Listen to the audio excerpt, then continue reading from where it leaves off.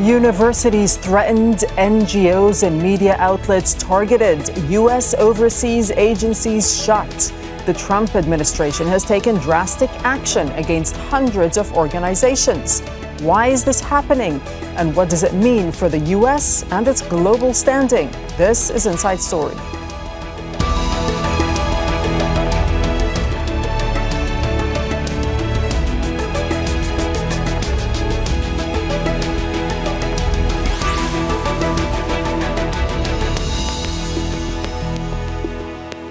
Hello and welcome to the program. I'm Dareen Abughaida. New brooms often sweep clean in the corridors of power after elections.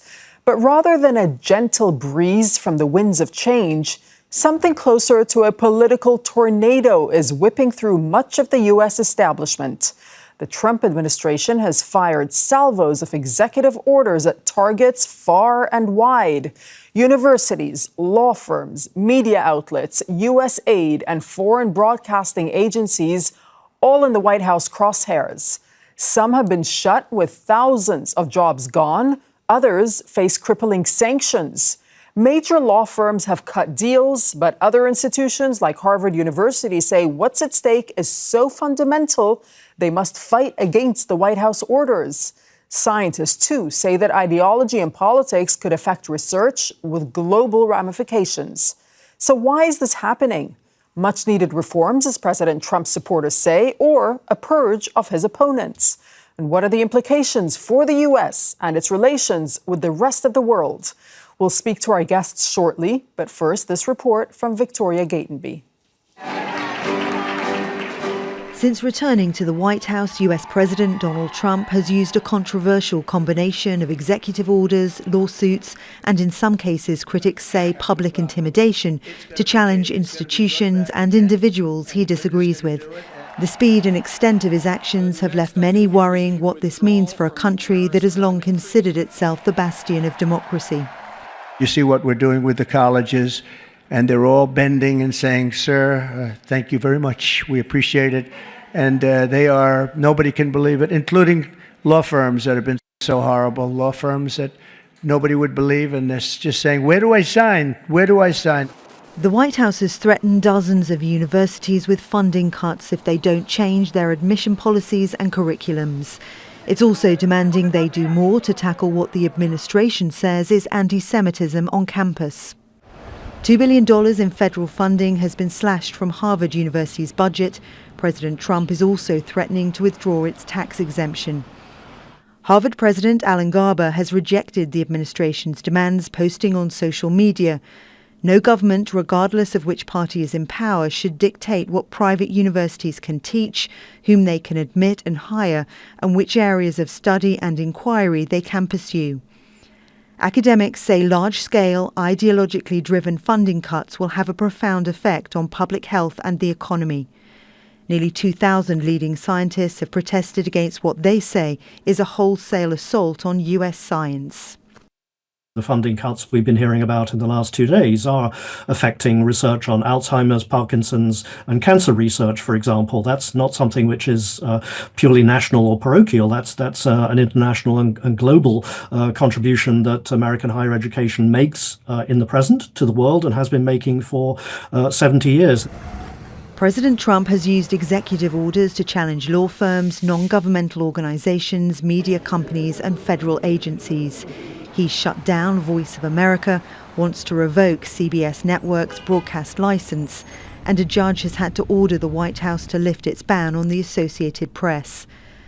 The legal system, the media and universities have long been pillars of democratic freedoms in the United States. Trump says he has a mandate for change, but critics argue his attacks on free speech and dissent threaten US democracy and must not go unchallenged. Victoria Gatenby, Al Jazeera for Inside Story.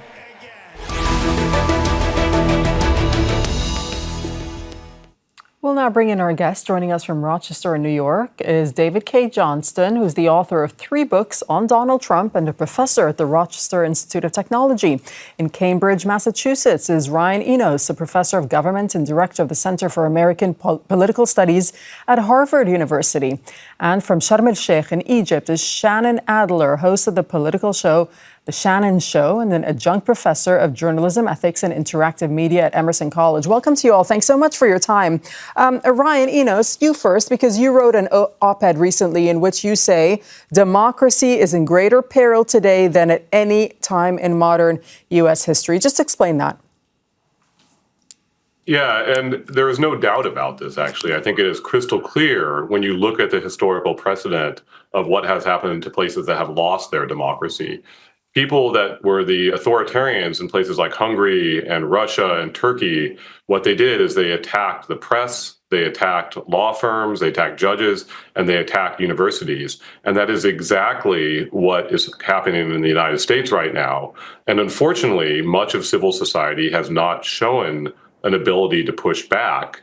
But what we are seeing now, fortunately, is starting with institutions like Harvard, it is making an attempt to push back on this authoritarian attack on democracy in the United States. Okay, David, Trump says he has a mandate for change, though. Is he right? No, he didn't even win half the vote, and he won by one of the smallest margins ever. But let me play off the previous observation. On February 15th, 2 months ago, Donald declared that anything he does to save America can't be illegal.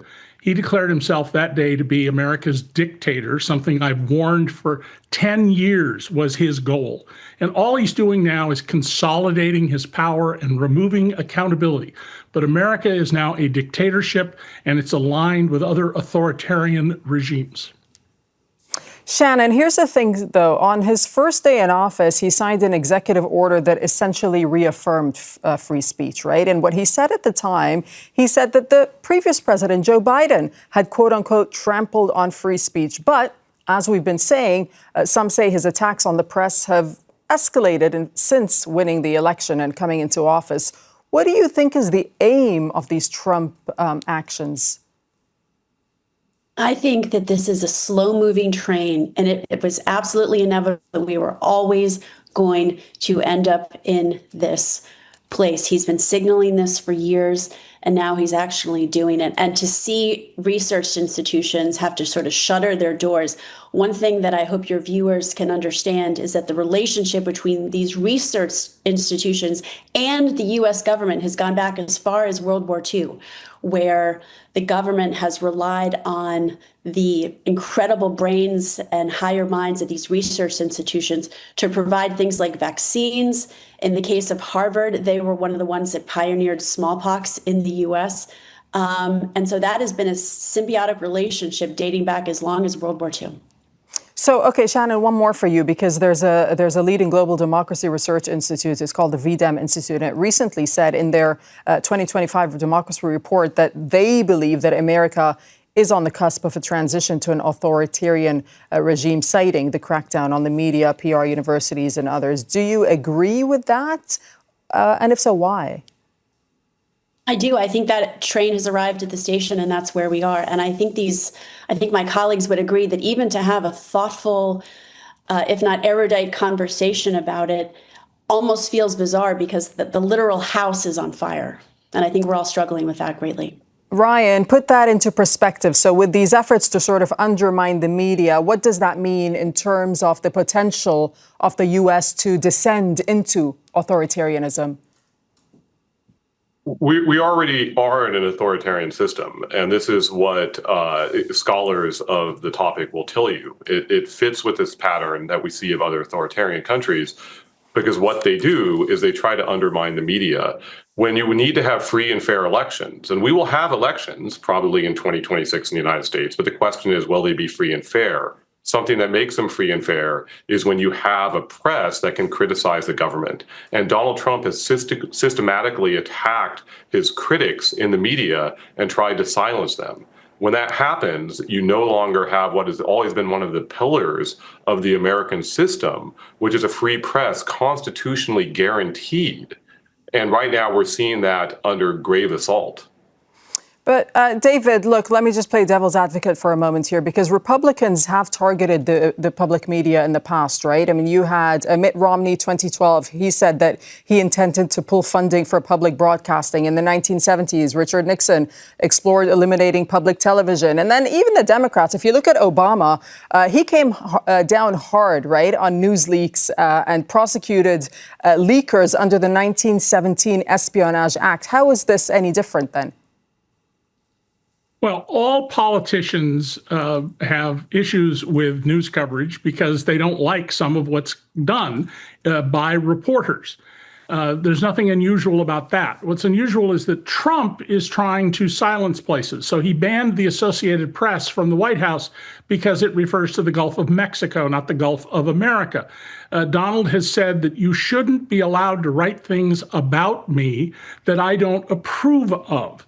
And Donald, who's described me as the journalist he hates most in the world, has long argued that journalists should only report what he says they should report. So all of this is of a piece: shutting down the inspectors general and other sources of accountability, going after universities, going after news organizations, particularly those whose owners have other financial interests where Trump can bring pressure on them because of their other businesses. That's all part of the authoritarian playbook. And this time, Donald is surrounded by zealots, including competent managers who know how to achieve his goal of imposing a dictatorship. And the only thing he's really missing at this point is he hasn't replaced all the military leaders. He's replaced some admirals and generals, but promoting people out of line who are loyalists to you rather than the U.S. Constitution is the key block for Trump to remain in power. Look, David, speaking of those around him, what about them? I mean, you have the Federal Communications Commission, you have the Federal Trade Commission. To what extent are the people leading those organizations driving these moves, right? Or are they simply executing Trump's ideas? Well, it's more the other way around. Donald doesn't particularly have ideas. He's appallingly ignorant. But this time around, there's something called Project 2025, which Donald blessed at its beginning, then said, I don't know anything about it, and is now implementing. And the goal of that is to create a top-down dictatorship. The people he's appointed to commissions and boards and to run the FBI and the Justice Department, in many cases, are not only utterly unqualified, but they're perfectly willing to ignore the law to further the goals of Donald Trump and of those people who've been supporters of him in the belief that they will be better off if we can get out of the way of this meddlesome problem called democracy. Shannan, this is a kind of a broad question, right? But how can this be stopped? I struggle with that question all the time. And in fact, I'm in Egypt right now. And one of the reasons I brought my 7-year-old and my 5-year-old here is because I wanted them to see writing in its most ancient and preserved form. And I was very moved. We made papyrus paper last week. And as a journalist, it was very moving for me to see that come together and for them to appreciate the permanence of that endeavor. I think one of the things we need to do as a country is to continue to recognize that the literal house, as I said before, is on fire. None of this is normal. And for people to engage in whatever way, wherever their competencies take them, and to fight back as much as we can. And I think everyone understands this instinctively and intuitively, but one person is not powerful. One person is given power by sycophants around them who, for whatever reason, allow them to do what they want to do. Okay, speaking of fighting back, Ryan, Harvard University has decided to, I don't know if you'd call it fight back, but put its foot down, right? So they're rejecting the Trump administration's demands. But Harvard is not the first Ivy League school to be targeted by Trump. First, tell us whether you're seeing a pattern to which universities are being targeted. So Trump is attacking the most prominent universities in the United States, but what he's trying to do is attack all of higher education. He's just picking out the most prominent ones as a target because they're high profile and he can send his message. So he attacked Columbia, and Columbia ceded to his demands. And like a schoolyard bully, of course, like authoritarians do, he's continued to come back and make more demands. And when he attacked Harvard, a lot of us were nervous that Harvard might do the same thing. But fortunately, Harvard did put its foot down. It said no. It said that these demands are unconstitutional. They're not consistent with a free society and not consistent with a free university. And I hope that what that will mean is that other universities will follow Harvard's lead and say no to these authoritarian demands as well. Ryan, is this not only a costly but also risky strategy for Harvard? I mean, we saw some universities essentially give in to the demands when its funding was threatened. Is Harvard worried about standing alone on this? Well, of course, it is going to be costly. This is what we have to understand, is Harvard is currently taking on somebody that is trying an authoritarian takeover of the United States government. And it's going to be painful to fight back. And the fortunate thing, though, is Harvard is the richest university in the world. It's the oldest university in the United States. And it can afford to do this. It can stand up for what is right. And in the long term, those values that we preserve are going to be a lot more valuable than anything that the Trump administration can take away from us now. And I think that other universities understand that as well. And ever since Harvard made that announcement, many universities have rallied in Harvard's defense. And I think we're starting to see the beginning of some pushback that is drastically needed in American civil society. David, I know you want to comment on what Ryan was saying, but also Ryan was mentioning that Harvard being the richest university, right? I mean, these universities, some of them have really become well-known brand names. So what do you say to those that say, look, they're actually big businesses and they're prioritizing profits over principles? Well, they actually lose money on every student. So they're not profit-seeking businesses. Now, Harvard has a very large endowment, around $50 billion, and you can critique whether it should be required by law to spend more of its endowment, but it's not a profit-making business and doesn't belong in the profit-making world. Columbia could have taken 3% of its endowment and replaced the money that Donald Trump cut off, $400 million. And had it done so, my guess is they could have raised that $400 million from the general public in literally days. Because if they had taken a stand against Trump and said, we have to stop this. So the crucial thing here is not so much the money, it's taking away freedom. Trump, you mentioned earlier on Inauguration Day, said he'd restored free speech. Really? If you submit an application for a grant to the National Science Foundation and it contains any of 100 words, including woman or women, it will be thrown into the trash can and not reviewed.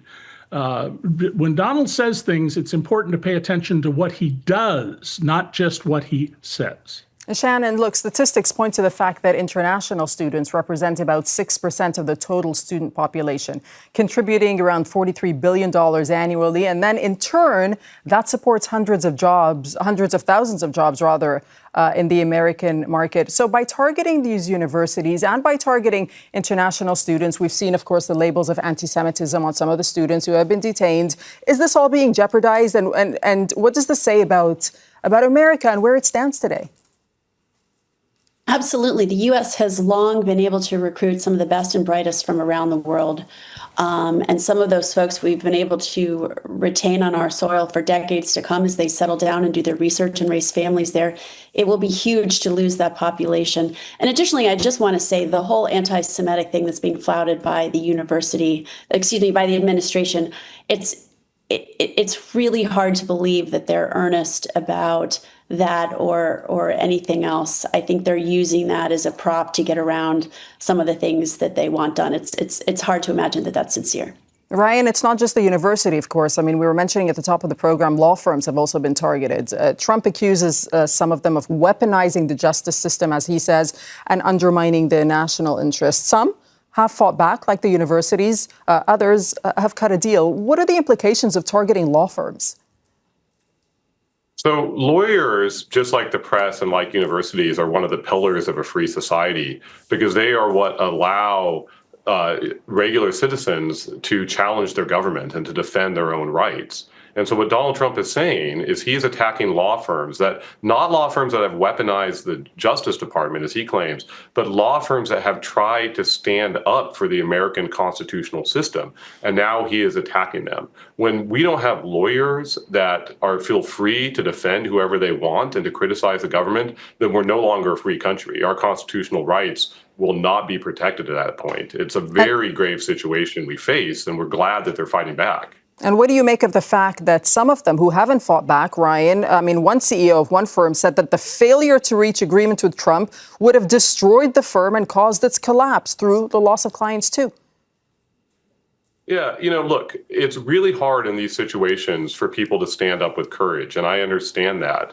But if you're not willing to stand up to an authoritarian attack on the system of law, then I don't think you should be a lawyer. If you're a university and you're not willing to stand up to an authoritarian attack on academic freedom, then you shouldn't be a university. These are the things that are a defining character of law firms and a defining character of universities. Just like if you're a part of the press and you're not willing to stand up for free speech, then you shouldn't be in the game of being in the press. If we don't have those things, then these institutions don't exist, and we have to put our foot down from the moment these are under attack.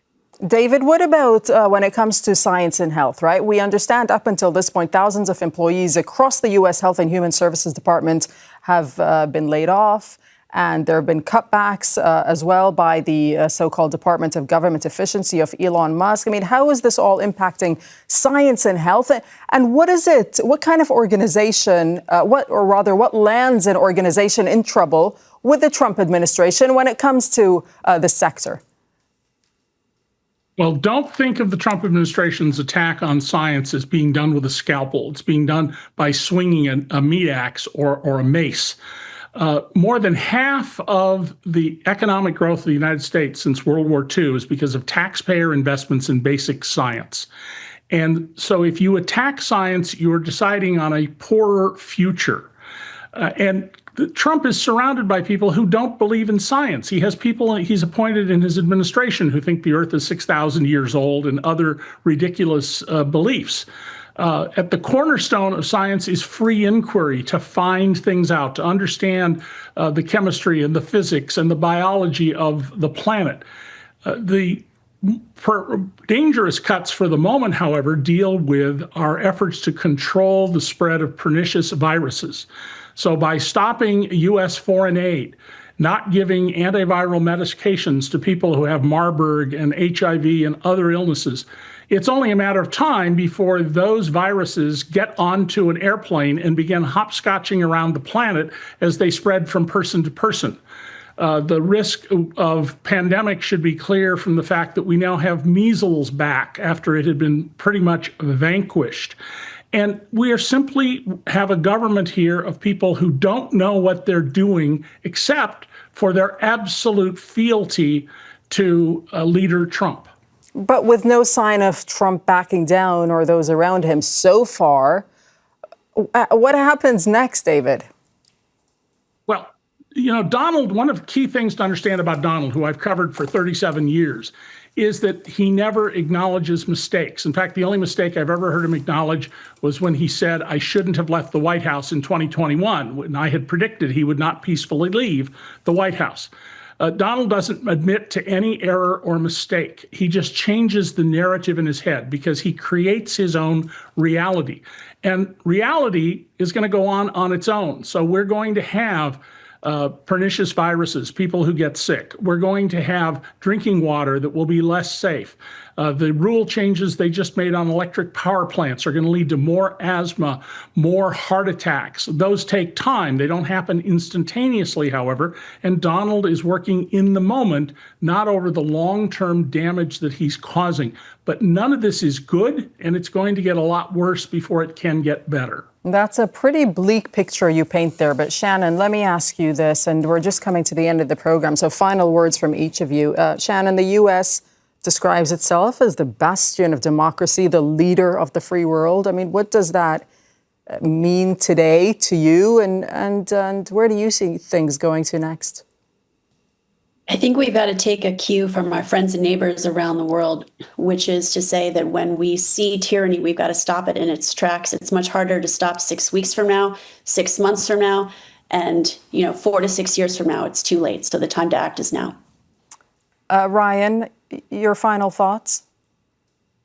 Look, I believe in the American people, and I think that the founding principles of the United States are still an inspiration for people across the world.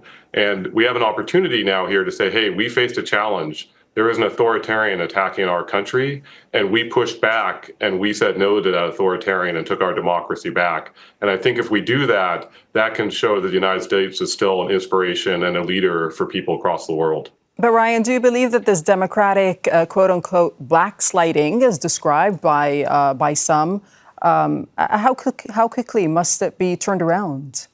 Ryan? It has to be turned around quickly. We're in a real grave situation right now. And if we don't push back, it will keep getting harder to push back. That's what happens. When you lose law, when you lose the press, when you lose freedom of thought at universities, it becomes really hard to get that back. And so the pushback does have to happen now. And I think we're seeing American civil society wake up. And we just have to hope it wakes up and pushes back and says no and stops this thing in its tracks. David, look, you've told us, you've covered Trump for a number of years. Is there anything particular, looking ahead that you're going to keep your eye out on, sort of? And have there been any other measures that have hindered free expression that have really worried you? Well, Donald is going to hope that the Supreme Court continues to support its get out of jail free card in the immunity decision from 2 years ago. But by defying court orders, he's likely to see some of that trimmed back one way or another. And while the issue is grave, Donald is not in full control as an authoritarian. He's our dictator, but he doesn't have full control. We can still fix this. I don't believe you'll see an uprising among Republicans, only about 1% of whom say they regret their vote for Trump, until a lot of damage occurs. People don't collect their Social Security checks, their child dies because of the cuts to Medicaid if they're poor, or grandma dies prematurely. But as the economic carnage goes through the society because of Trump's actions, I think you'll see people pull away, and hopefully you will see the Democrats, the Washington press corps, and more of the big law firms develop spines to stand up to Trump and do everything we can legally to block his behavior and then get a complete change in Congress in 2026.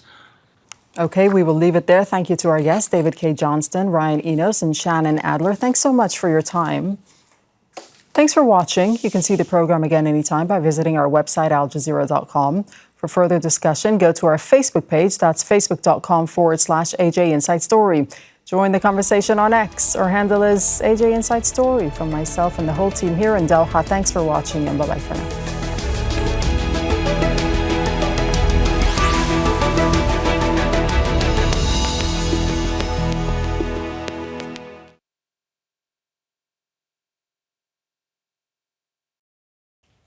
Make sure to subscribe to our channel to get the latest news from Al Jazeera.